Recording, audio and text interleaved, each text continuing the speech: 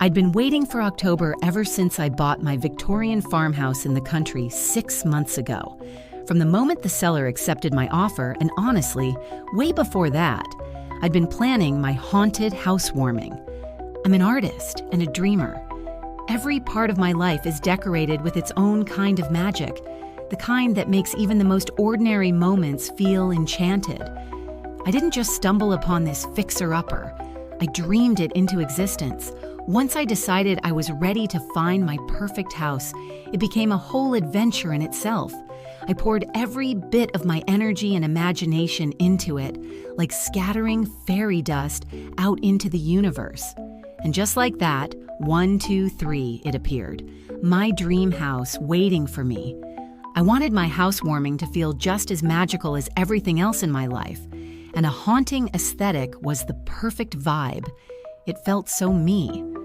I spent the next few months planning my spooky affair, tossing around different ideas for the theme. None of them really clicked until one evening on my drive home from work. I passed this little house, one I must have driven by at least 100 times before. But for some reason, that night, it caught my eye in a way it never had. Out front, a wooden sign hung from an iron bracket, swaying gently in the crisp autumn breeze. It had that vintage B&B charm, faded green paint, ornate gold lettering, and decorative swirls carved along the edges.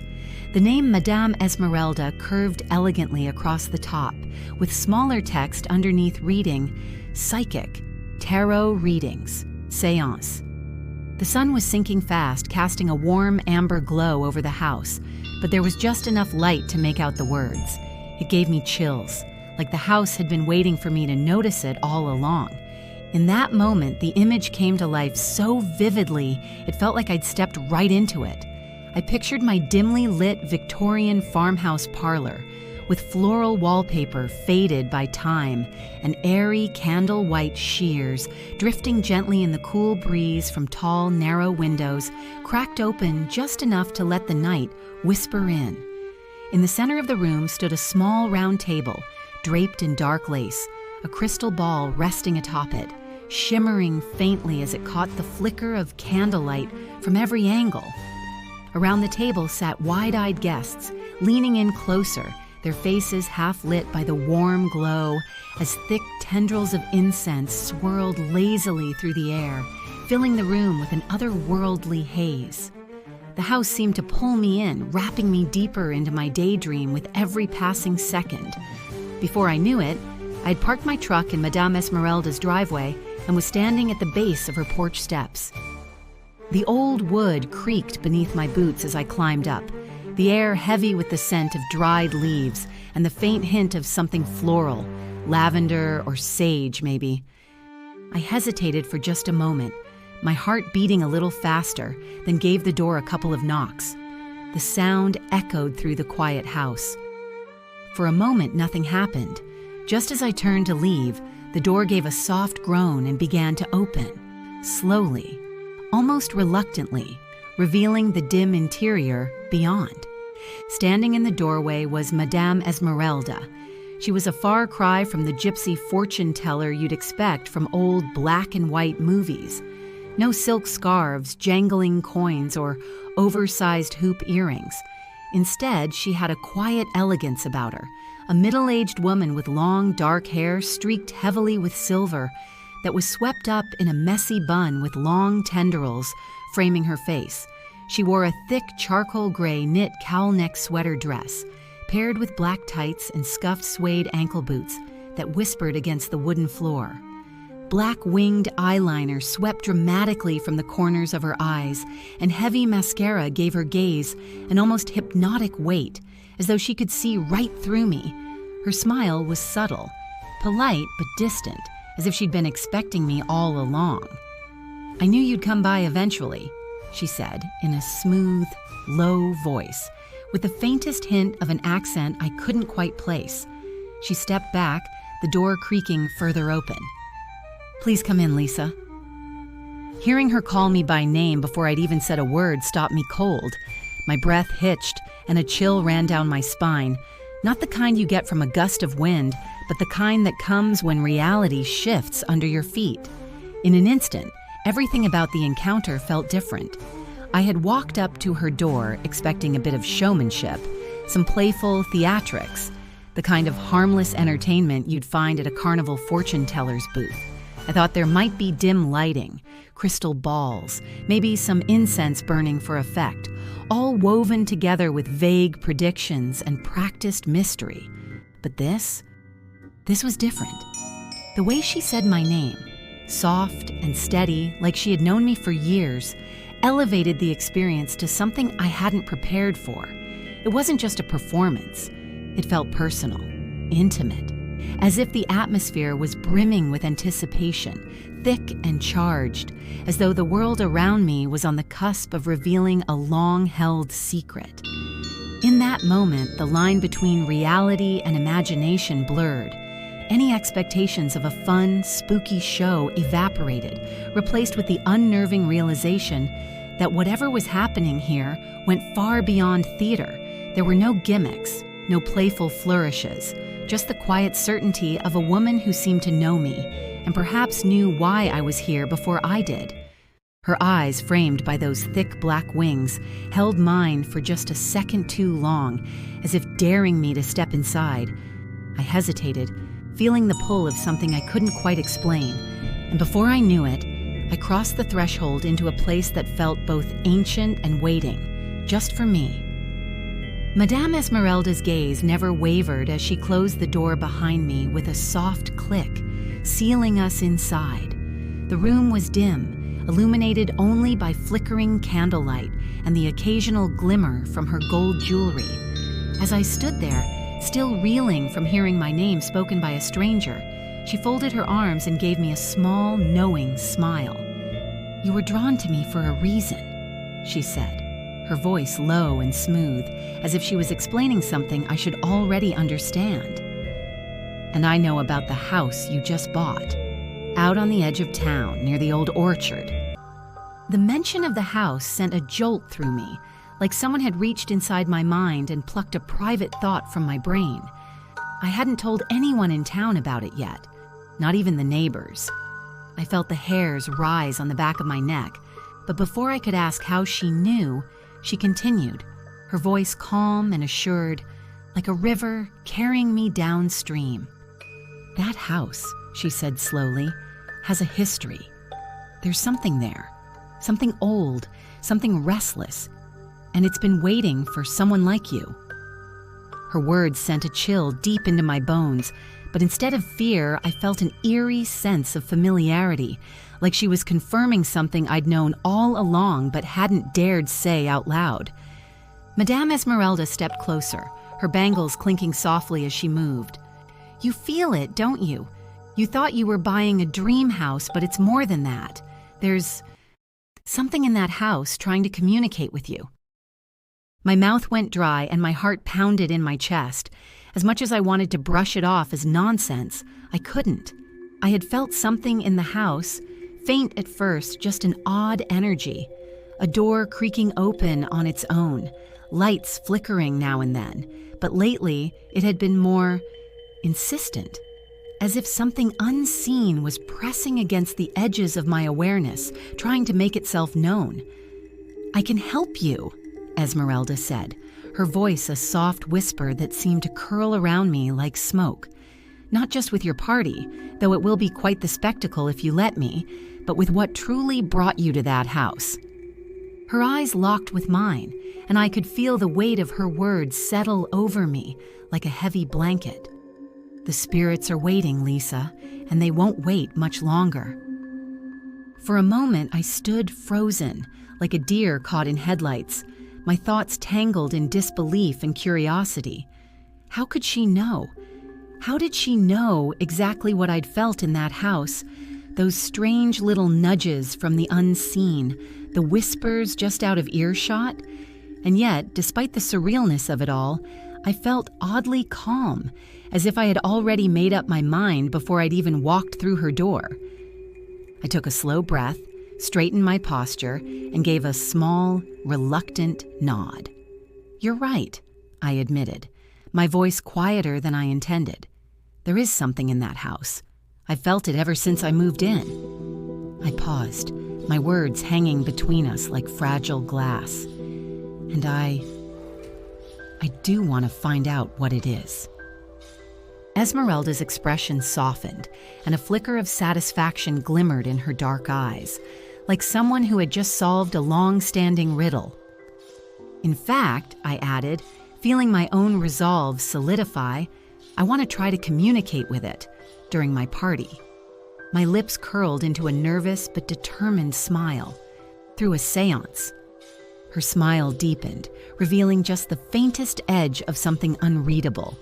Something ancient, like she had been expecting me to say exactly that all along. A séance, she echoed, as if testing the word on her tongue. Yes, that would be fitting. Her gaze drifted for a moment as though she were mentally arranging the pieces of something far larger than just a Halloween party. But know this, she continued, her voice growing quieter, more serious. Once you invite the spirits to speak, they may tell you more than you bargained for. The weight of her words sat heavy on me, but the excitement that stirred beneath my fear was undeniable. The idea of peering into the unknown, of inviting the house to reveal its secrets through a séance, filled me with a strange, intoxicating thrill. It was reckless, yes, but something inside me knew it was the only way to truly understand what had been calling to me from the moment I first stepped into that house. Esmerelda gave a satisfied nod, as if sealing an unspoken agreement. "I'll help you," she said, the candles flickering around us as if in response to her words. "We'll make it a night no one will forget." I swallowed hard but nodded. Whatever was waiting in that house, I was ready to meet it. The weeks leading up to the party felt like a blur of creative energy and nervous anticipation. I wanted every detail to be perfect, from the lighting to the tiniest decorations. But first, the invitations. They needed to feel just right. Mysterious and elegant, like an old letter summoning someone to a secret society. I spent hours designing them, sketching Gothic swirls and moon phases along the edges until they looked like something pulled from an antique apothecary. I settled on black cardstock with embossed silver lettering that shimmered faintly in the light. The invitations read, "You are cordially invited to an evening of enchantment and mystery. A haunted housewarming. Come prepared to open your mind and perhaps a door to the other side."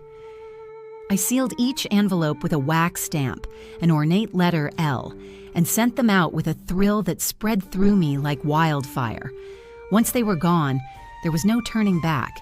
The thought of my friends reading the invitations and wondering what I had planned made me smile.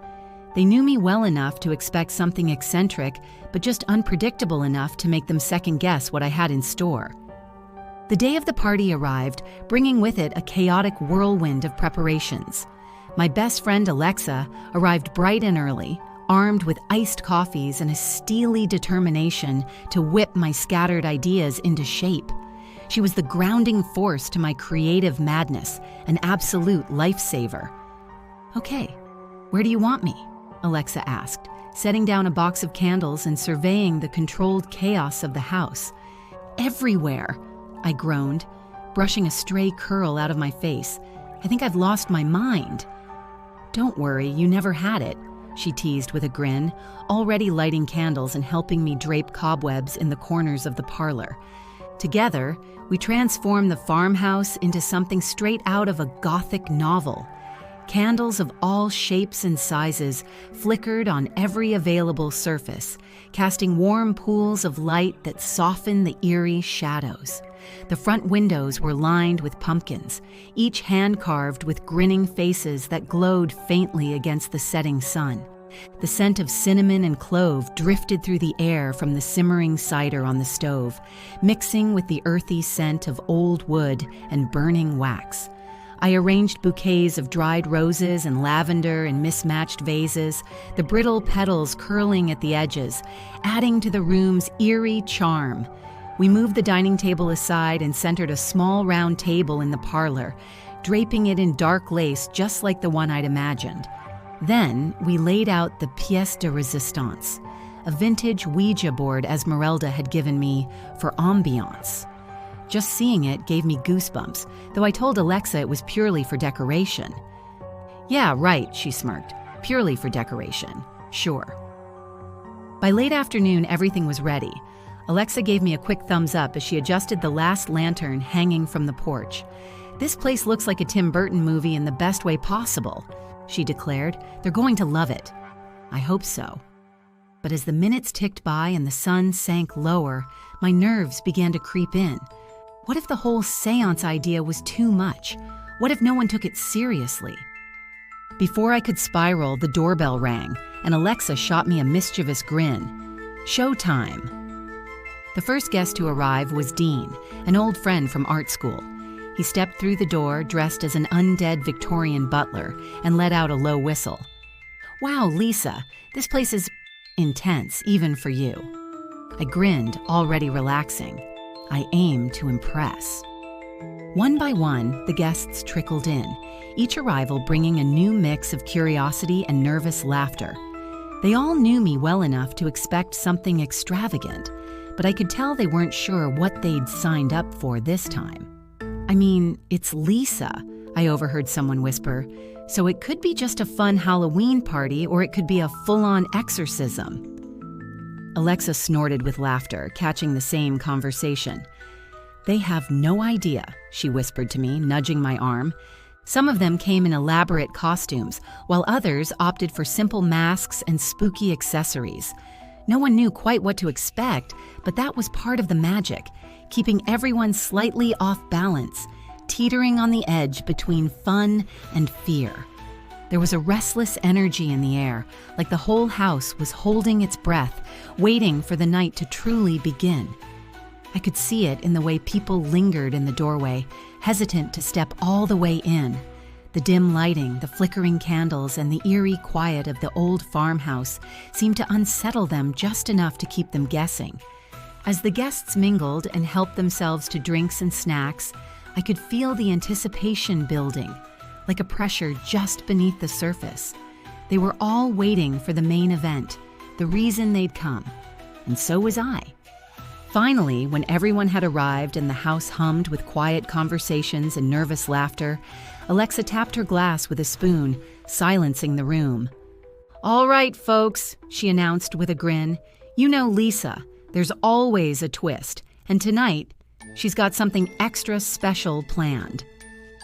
The room fell into a hushed silence, everyone's eyes on me. I took a deep breath, my heart hammering in my chest, and stepped forward. "Thank you all for coming," I began, feeling the weight of their attention.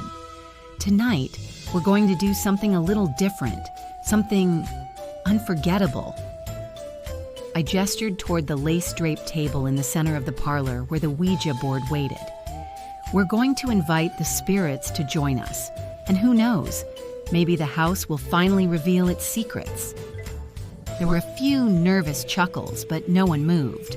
The thrill of the unknown, the possibility of something real, hung in the air like the scent of burning wax.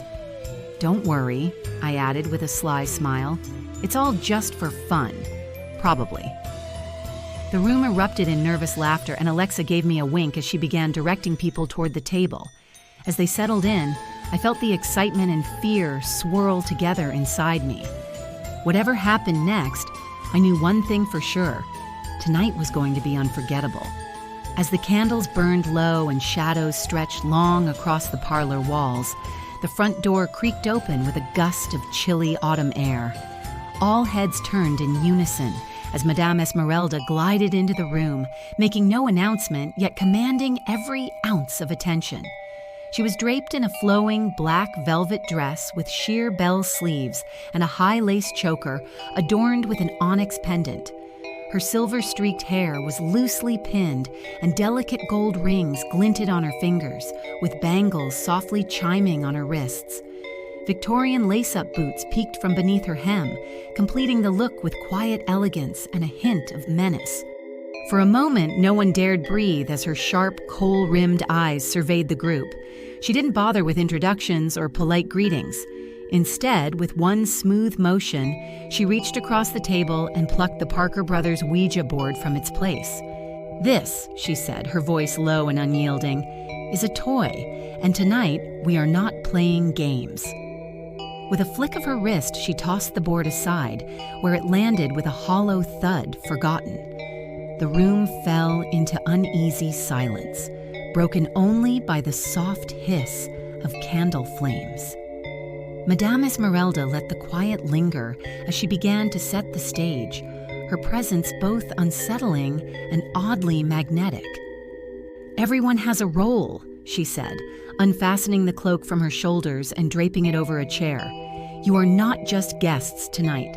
You are witnesses, participants in something older and far more powerful than any of you have ever encountered." Her gaze pinned each of us in place as she assigned our roles with the confidence of a conductor arranging an orchestra. Alexa was to act as the anchor, tasked with grounding the group by keeping her thoughts focused and her hands steady. Dean was named the Watcher, responsible for observing every shift in the atmosphere and calling out any changes. The others were simply instructed to be still, silent witnesses, hands linked to complete the circle. "And you," Esmerelda said, locking eyes with me, her expression unreadable. "You are the key." A shiver ran down my spine, though I couldn't tell if it was fear or anticipation. Before I could ask what she meant, she began arranging items on the lace-draped table. Out came a small brass bell, a set of tarot cards, and, at the center of it all, a polished crystal ball. The air seemed to thicken with each movement she made, as if the house itself was leaning in to listen. The séance began with a ritual stillness, the kind that makes every breath feel like a transgression. Esmerelda dimmed the lights further until the room was bathed only in candlelight, shadows dancing in slow, deliberate movements along the walls. She stood at the head of the table, eyes closed, her hands hovering just above the crystal ball as if drawing energy from the air around her. "Spirits of this house," she whispered, her voice soft but commanding. "We invite you to join us. We call upon those tethered to this place by time and memory. Come forth and speak. Tell us what we must know." The room seemed to hum, a low vibration that tickled the edges of my senses. The candles flickered wildly, and the temperature dipped so suddenly that I could see Dean's breath curl in front of him, a ghostly plume in the dim light. Esmerelda's fingers twitched, then stilled. Her head jerked slightly, as though someone had tugged on an invisible thread connected to her spine. The candle flames bent inward, like flowers bowing toward the sun, and Esmerelda inhaled sharply, her eyes snapping open, except they were no longer her eyes. The woman standing before us had transformed. Her pupils were glassy and unfocused, and her face, once stern and sharp, now wore a twisted expression, one that felt ancient and agonized. Her lips curled into a strange smile, and when she spoke, it wasn't in her usual low voice. It was a lilting, sing-song tone, with a faint, unmistakable Irish accent. "She returns at last," the spirit said, using Esmerelda's voice like a marionette's puppet. "Our lost child has found her way home." Every muscle in my body locked in place, my heart hammering wildly in my chest. I wanted to speak, to demand answers, but the weight of the spirit's gaze pinned me in place. "You have worn many faces, haven't you?" The spirit continued, swaying slightly as if caught in a slow dance. "But this one, It smiled wider. this one remembers."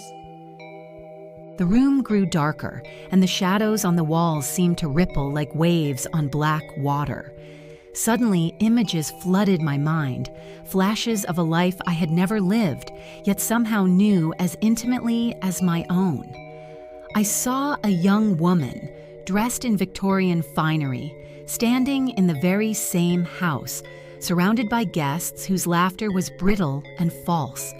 I saw her hands trembling as she held a lover's letter, crumpled and stained with tears. I saw betrayal, heartbreak, and fire. You were her, the spirit hissed. the one who danced with lies and burned everything she touched. The vision shifted again, and I was standing at the center of a blazing inferno, the farmhouse engulfed in flames.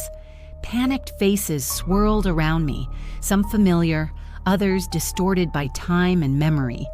And then the fire faded, leaving only darkness and death. In the silence that followed, the spirit leaned closer, speaking directly to me now, its voice low and dripping with menace. You did not escape, child. You merely postponed the reckoning. The words twisted in my mind, sinking deep into places I had buried long ago. I could feel the weight of that past life pressing down on me, suffocating and inescapable. Tonight, the spirit whispered. We finished what you started. Before I could react, Esmerelda's body convulsed violently. Her head snapped back, and a guttural sound erupted from her throat, a sound that didn't belong to any living creature. The candles sputtered, their flames shrinking to pinpricks of light. Then, as quickly as it began, it was over. Esmerelda slumped forward, her hands gripping the edges of the table, her breath ragged and uneven. Slowly, she raised her head, and this time, it was her eyes that met mine, cold, knowing and utterly unaffected by what had just transpired. The spirit has spoken, she said flatly, wiping a bead of sweat from her brow. It is done. The room remained deathly silent, the guests too stunned to move or speak. I could feel their stares on me, their fear palpable and sharp. Esmerelda rose to her feet with a grace that seemed almost unnatural. She adjusted her cloak, gathering it around her shoulders as if nothing out of the ordinary had happened. You will learn the truth soon enough, she said, her gaze lingering on me. But some truths are better left buried. With that, she turned and made her way to the door, her boots tapping softly against the floorboards. Good luck, Lisa, she called over her shoulder, her voice carrying a note of dark amusement. You'll need it. And just like that, she was gone, leaving behind a room full of shattered nerves, unanswered questions, and a chilling sense that none of us would ever be the same.